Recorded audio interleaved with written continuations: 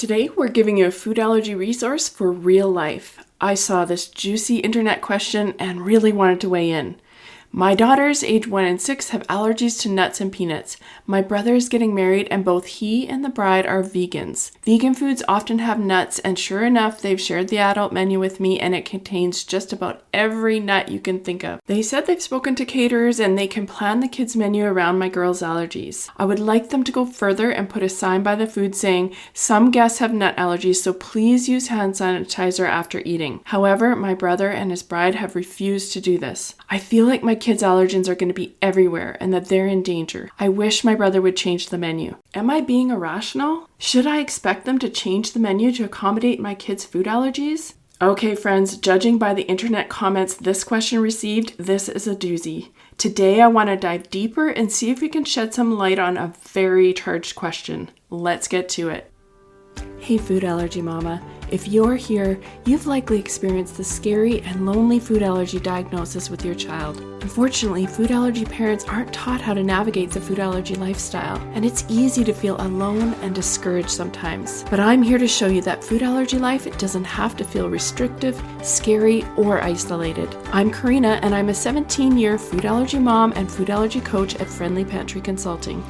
I specialize in making food allergy life safer and less worrisome for food allergy families like yours. I'm not perfect, but over 17 years, I've learned a lot the hard way, and I'm sharing the secrets and resources you won't hear anywhere else that will help you feel confident living with food allergies faster and easier than I did. From introducing allergens, travel, navigating school, and educating friends and family, this podcast will give you the essential tips and strategies you need to help your food allergy child and family thrive. Welcome to the show. For the most part, I usually stay out of Facebook groups, but every once in a while I see a question that I just have to answer. Usually it's because the current answer people are giving is either extremely fear-filled or negative. And I used to jump in and I'd have my charged opinions, but as I've kind of, matured, I've changed my approach a little bit.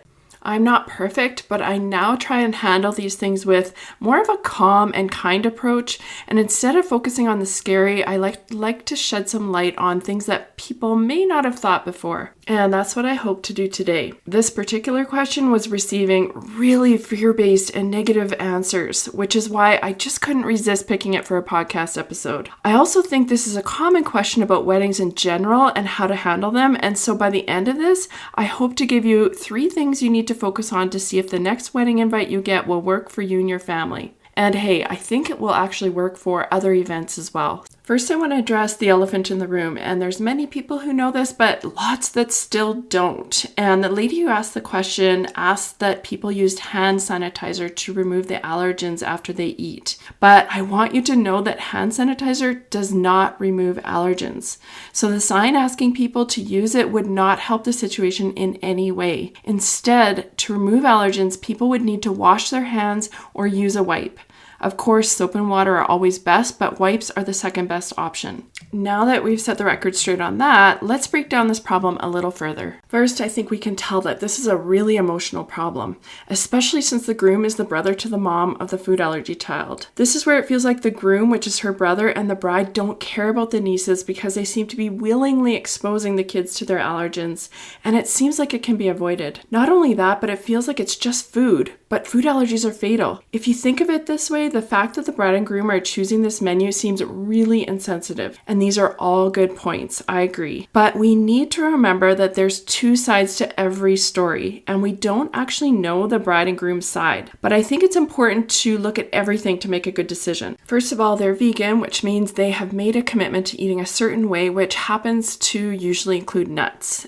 I think that even if we don't agree, we have to respect this decision as well. Second, this is a day that is focused mainly on the bride and groom, but there's often so many dynamics going into a wedding. For example, the bride and groom may be getting pressure from others about their menu, maybe grandma and grandpa don't agree with veganism, or maybe their parents don't like their choice. We don't know what's happening behind the scenes, and maybe they've just decided they're done with all the pressure, and now they've just decided not to accommodate anyone. We just don't know, and so we have to try and keep an open mind. Remember, they did agree to make the kids' menu fully allergy friendly, which is great, and we'll go through this a bit more a little later. but I think that helps a lot. So there are a lot of nuances here. There's a lot of emotions and a lot of the other side of the story we just don't see. So I honestly don't think I can comment on whether the brother should change his wedding menu because we just don't know the other side of the story. But what I can do, and I think this is going to be really helpful for you, is to look at the food allergy side of this in more depth to help you decide if the next wedding you're invited to is right for your family. So let's talk about the food allergy side of this. When you get that wedding invite, you might have a lot of questions and doubts. Can you really bring your food allergy child to an event like this? What is involved? Can it be done safely? So first, I really want to acknowledge when your child is in the touching and mouthing stage. My youngest daughter went through this for what seemed like forever. I don't think she stopped until she was maybe 4 or 5. And I noticed that the youngest child in this question is 1. And it immediately makes me wonder if she is in that touching and mouthing stage. If so, it makes things harder. If you have a child in the touching and mouthing stage, I want you to listen to another episode I did about birthday parties. There's a whole section about that touching and mouthing stage. It's episode number 11. I'll post the link in the show notes. But when kids are in that touching and mouthing stage, it can make events with allergens much harder. Not impossible, but harder. I mean, it means that you have to watch very closely. And frankly, when you're at a wedding, you may just feel like that is not doable. And that's fair. In this case, it might mean leaving the kids at home if possible, or maybe you need to get help to watch your little one very closely while at the event. So I want to acknowledge that stage right off the bat because it does give different challenges. But I also want to talk about not letting fear drive our decisions and instead looking at things really realistically and taking those fear-based thoughts captive, because fear can really fool us into thinking that things are not doable or that they're too scary. With that in mind, let's start by breaking down the perceived risk of this event versus the real risk. The woman asking the question makes a comment that shows her perceived risk, and this is real fear. I'm not diminishing it. I just hope that instead of spreading a fear-based narrative, we're instead using our rational mind to make decisions. In her question, the woman says that allergens will be everywhere, which will put her kids in danger. But is this true? Let's break it down. Yes, there's going to be nuts on the adult plates, but in reality, nuts are not going to be everywhere. Being at a wedding means that people are going to be careful not to drop food, and they won't likely eat their fancy meal with their hands, so the nuts most likely should stay on the plates. Even if there's a buffet, let's say, the nuts will likely stay on the buffet or near the floor of the buffet and on people's plates. Yes, people may drop a nut and they may step on it and they can track it to other places, but the nuts are hopefully going to stay on the floor in that case. That said, if the kids' meals had nuts or allergens in it as well, I would worry about allergens getting around much more since kids tend to touch their food and spread allergens around more than adults do. But that isn't the case since they said they would make the kids' menu fully nut-free. And that's an important distinction.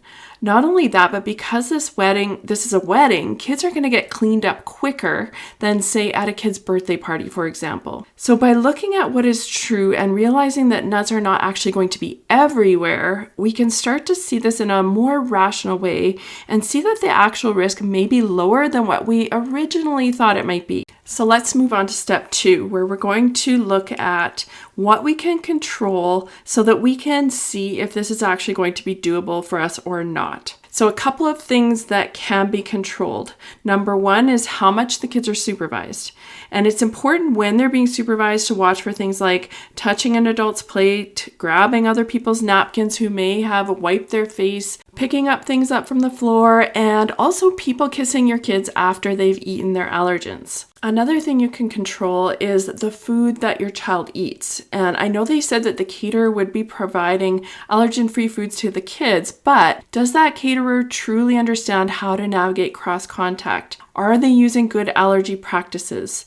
It's important to talk with the caterer to see what they can do to ensure this is safe. And if it doesn't seem like they have competent allergy procedures, it would be best if they brought safe food for their kids. Or they could feed them in advance or do something else that works for the family. But that is definitely something that you can control. Another thing that you can control is whether friends and family kiss your kids after eating their allergen. Now, I know this can be a tough one because, especially in a big group, people might pass the baby around, but it's important to come up with a response about why they can't kiss your kids after eating allergens before the wedding so that you're ready when you're there. Now that we've gone through the real risk versus the perceived risk, and we've listed out the things you can control to make it a safer environment for your child, you can now decide if this event is right for your family. That's step 3. So remember, there is no right or wrong answer. If you don't think you can do everything you need to keep your child safe, then it might not be right for you, and that is okay. A couple of questions to help you decide if this is manageable are, is it possible to manage everything that needs to be controlled,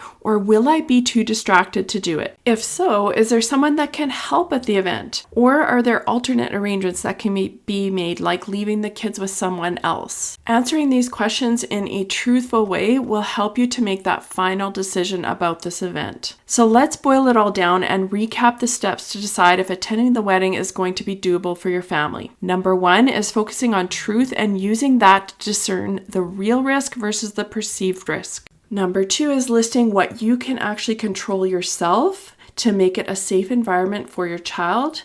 And number 3 is using the answers to step 1 and 2 to decide whether the wedding or event is doable for your family. Remember, there is always going to be allergens around, whether that's at an event or at the mall, the park, or at the swimming pool. Before we react in an emotionally charged way, it's important to focus on these 3 steps so you're not making decisions based on fear. And if you're struggling to get friends and family to understand how severe food allergies are, I highly encourage you to take my workshop, Get People to Take Food Allergies Seriously. Not only are you going to learn a new approach to helping them understand how serious food allergies are, but you're going to get verbal templates and email templates that explain everything in a clear and calm way. There's even a really clear email template that explains why people can't kiss your child after they've eaten their allergens. It's super easy and something you could use before the wedding to explain things to them. I'll post a link to that in the show notes. I hope this episode helps you feel more confident and knowledgeable about the things you can control that will help you keep your child safe. Thanks for listening, and bye for now. Before you go, Mama, if you love this episode and want deeper support, head over to friendlypantry.com to see how we can partner together to keep your food allergy child safer and worry less. There's no need for wasting time searching all over Instagram, TikTok, and the web to get the practical knowledge you need for your family. While you're there, grab your free Food Allergy Kids Empowerment Guide or the newly diagnosed checklist today. Topics are not medical advice and are the opinions, views, and property of Friendly Pantry Consulting Incorporated. All rights reserved. Always contact your board-certified allergist, immunologist for health advice.